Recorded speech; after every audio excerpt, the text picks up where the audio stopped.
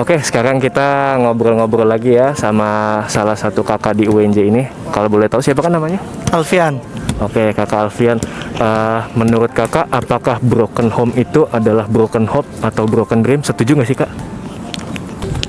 Kalau menurut aku, anak-anak yang broken home itu tetap bisa mewujudin mimpinya. Karena kalau balik lagi ya, semua orang itu punya karakternya masing-masing gitu. Mungkin broken home itu salah satu ujian dari sekian banyaknya ujian gitu. Tapi balik lagi ke orangnya sendiri sih. Mungkin itu bisa jadi motivasinya dia. Kalau suatu saat nanti, kalau misalnya lagi gue berkeluarga, gue nggak akan kayak gini karena gue udah pernah ngalamin kayak gini gitu. Jadi kayak salah satu motivasinya dia juga sih. Tapi mungkin nggak semua orang bisa kayak gitu ya gitu. Kalau menurut aku sih kayak gitu. Kalau kita bicara bahwa broken home ini secara otomatis bahwa broken dream tadi ya, bahwa mimpinya rusak. Terus ada broken apa lagi tadi? Broken hope. Broken hope, ada harapan yang rusak. Saya nggak sepakat secara keseluruhan gitu. Bahwa broken home bukan berarti akhirnya mimpi-mimpi kita ini rusak. Bukan dengan karena broken home artinya tadi harapan-harapan kita ini rusak. Tapi yang nggak bisa kita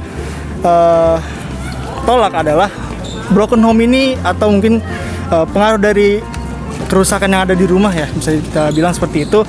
Ini punya pengaruh yang begitu signifikan terhadap mungkin kita sebagai anak ya. Gitu.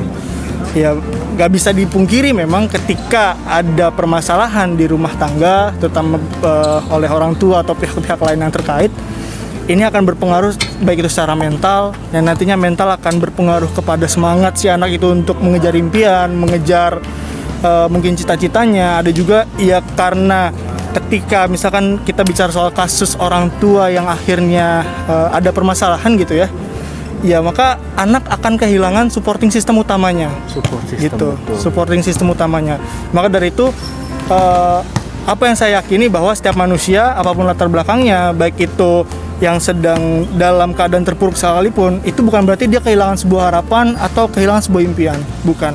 Tapi ketika kita bicara soal broken home, ini nggak bisa kita pungkiri bahwa punya pengaruh yang besar ya. Sebagaimana orang tua juga punya pengaruh yang besar terhadap kehidupan kita. Bagaimana orang tua sebagai pendidik pertama kita, bagaimana kita yang disupport dari awal. Maka dari itu emang ya ketika dibicarakan bahwa broken home pasti broken dream ataupun broken hope, saya nggak sepakat itu. Tapi benar adanya hubungan atau korelasi bagaimana broken home itu bisa menyebabkan anak-anak itu menjadi broken dream ataupun broken hope. Seperti itu sih menurut saya. Wah, keren sekali ya kakak Alfian ini. Kalau dari aku mungkin kita itu ada idealnya ya. Maksudnya hidup itu ada standarnya, ada idealnya. Kalau menurut aku ideal yang paling ideal itu adalah yang diajarin sama agama kita gitu. Jadi ikutin aja apa yang agama kita kasih tahu gitu.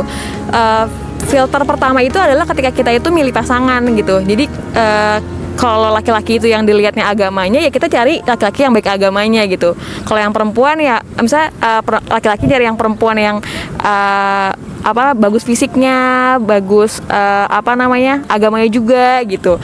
Jadi biar sama-sama ideal, dapat sama-sama masing-masing ideal, jadi langgeng gitu loh. Jadi nggak ada faktor-faktor istri gue kurang cantik, suami gue agamanya kagak bener gitu. Jadi gue bakal nyari ke tempat lain gitu. Kalau misalnya lu udah nemuin yang tepat, lu kan nggak bakal ngelirik kemana-mana gitu sih. Jadi yang penting sama-sama kuat aja sih gitu.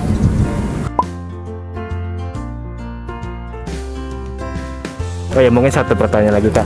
Menurut kakak penting gak sih walaupun kita dalam keadaan yang sangat broken, itu kita harus memaafkan dan berdamai dengan kedua orang tua kita?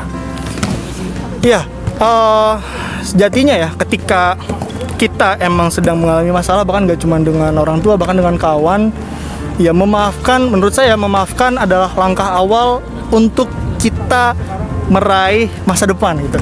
Ketika misalnya ada dendam-dendam tersembunyi, ada dendam-dendam terselubung, ya bahkan kita kalau berbicara kepada teman aja, maka ini menghalangi langkah-langkah kita gitu. Itu menurut saya untuk meraih masa depan kita. Bahkan pun apalagi kepada orang tua gitu. Ya setidaknya kalaupun kita tidak ingin memaafkan orang-orang yang bermasalah di rumah kita sebagai keluarga, setidaknya maafkanlah mereka sebagai manusia gitu, human being ya, yang sama-sama ya kita sebagai manusia harus saling memaafkan gitu.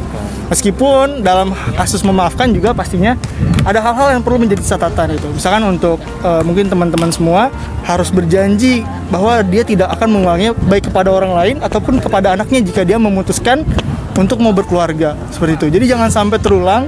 Jadi memaafkan ini kan sekaligus ini ya agar menghapuskan dendam gitu. Iya, menghapuskan. Jadi harapannya ketika akhirnya dia mulai memaafkan orang tua, pertama dia bisa kembali menginjak langkahnya untuk menata masa depan. Satu sisi harapannya adalah dia tidak melakukan itu kepada anaknya nanti. Jadi ketika ada permasalahan di dalam rumah tangga, harapannya ya karena dia sudah mengalami, maka dia nggak ingin anaknya yang tercinta gitu ya mengalami hal yang dia alami seperti itu. Jadi ya tadi ya maksud saya setidaknya kalau emang nggak mau memaafkan sebagai orang tua atau sebagai anggota keluarga, maka maafkanlah sebagai sesama manusia itu, sebagai human being yang ya setiap orang berhak mendapatkan kesempatan kedua. Pun saat sudah memaafkan ya perlu ada catatan-catatan termasuk kepada diri kita sendiri. Seperti itu sih menurut saya. Wah, terima kasih banyak ya Kakak Alfian, kita dapat ilmu banyak nih sharing-sharing kali ini. Terima kasih banyak ya Kak. Iya, sama-sama semuanya.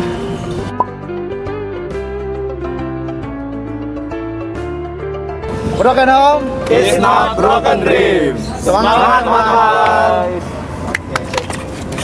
Thank you ya bro.